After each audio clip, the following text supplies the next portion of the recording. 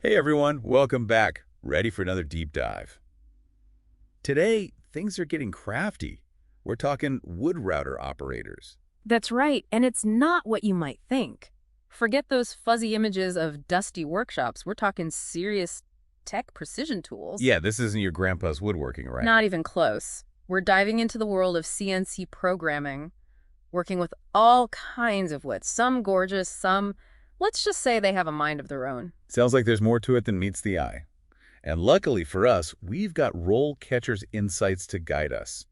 For those who haven't tuned in before, they're like that friend who always has the inside scoop on career paths. Totally. They give you the breakdown, detailed guides, interview tips, even real-life examples of how people in this field have moved up the ranks. Love it. So, no more stalling.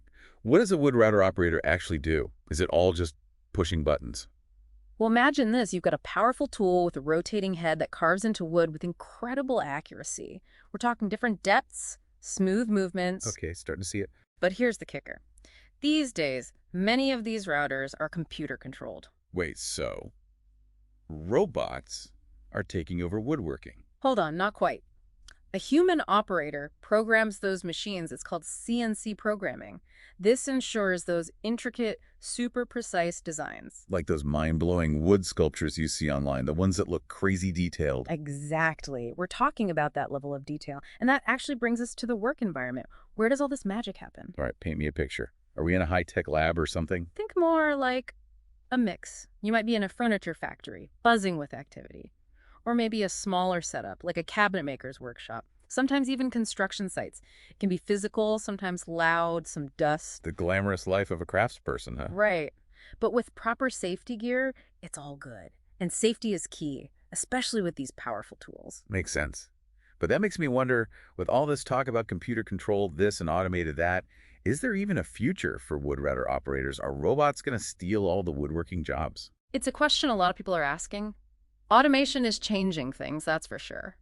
But it's not a simple case of robots taking over. How so? Think of it this way. A machine can crank out 1,000 identical table legs flawlessly. But what about a one-of-a-kind piece? Something with an intricate design where you have to work with the wood's natural grain. That's where the human touch comes in. Exactly. Plus, wood can be unpredictable. You need a skilled eye to adjust techniques, troubleshoot on the fly. We need that human adaptability. Exactly. And honestly, those skills are only going to become more valuable. This isn't just a job, it's a craft, an art form. The best of both worlds, old school craftsmanship meets cutting edge tech. Mhm. But let's get real for a second. What are the perks of this gig and what are the downsides someone should know going in? So we've established this isn't your grandma's woodworking. It's high tech, it's skilled, and it's even got that artistic flair. But what about the pros and cons? What should someone actually consider before diving into this world? Right, let's get into it. First off, the good stuff. Picture this.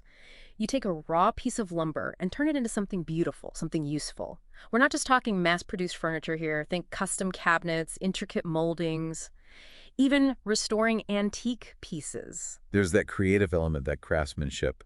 You're not just stuck on repeat, doing the same thing every day. Exactly. And speaking of variety, the wood itself. Cherry, walnut, mahogany, you'll work with all sorts of species, some you probably never even heard of.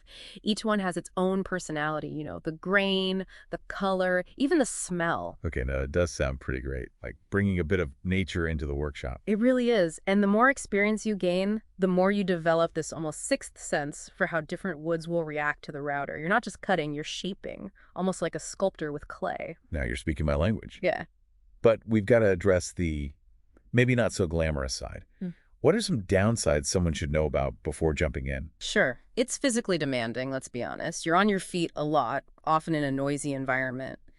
And while safety is paramount, there's always some risk involved with heavy machinery, right? So not for the faint of heart, both physically and risk-wise. Right. And it's not a job where you can just coast. Woodworking tech is always changing, so you have to be a lifelong learner. New skills, new techniques. Always evolving. Especially with CNC programming. That's a whole other beast. It's coding, it's design. Exactly. And remember how we talked about wood being unpredictable? Well, that means you need to be a problem solver. Think on your feet. Find solutions when things don't go to plan. Sounds like this is for someone who enjoys a challenge. Someone who likes to work with their hands. And isn't afraid of a little hard work. Totally. Yeah. But if you're passionate about it, it's incredibly rewarding. Speaking of rewards, let's talk career progression. What does that look like for a wood router operator?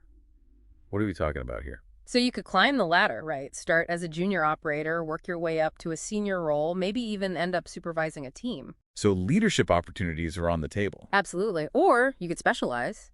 Become a CNC programming whiz, the go-to person for those high-tech machines. Like we said, it's not just woodworking at that point. It's coding, problem solving, almost like being a wood whisperer, talking to those machines. Oh, I like that, the wood whisperer. And hey, let's not forget entrepreneurship. With the right skills, you could start your own shop.